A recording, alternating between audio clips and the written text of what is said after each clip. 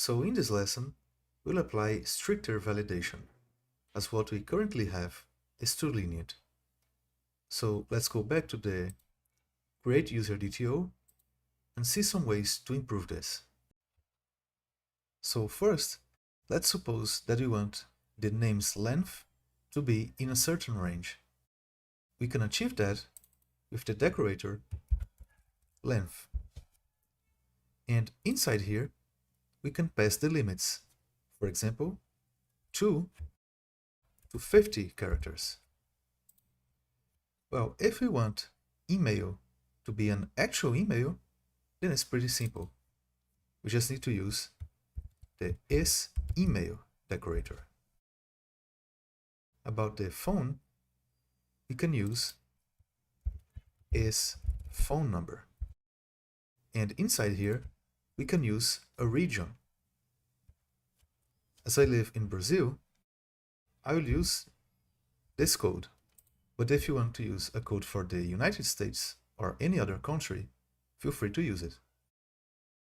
And lastly, the password, we'll leave it as it is right now, but in a future lesson, we'll use the matches decorator with regex to have an interesting custom validation, so that it must have upper and lowercase characters, numbers, and special characters.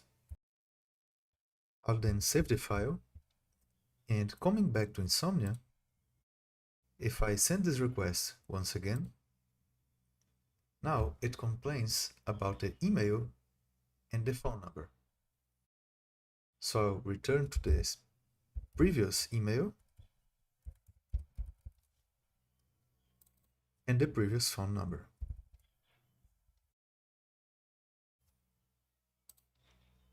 And now it works.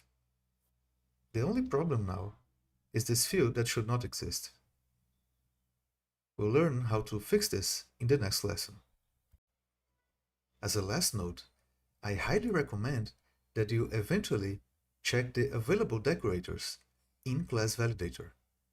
I have put a link in the complementary material. You may find some very interesting things there. But of course, you don't have to do it right now.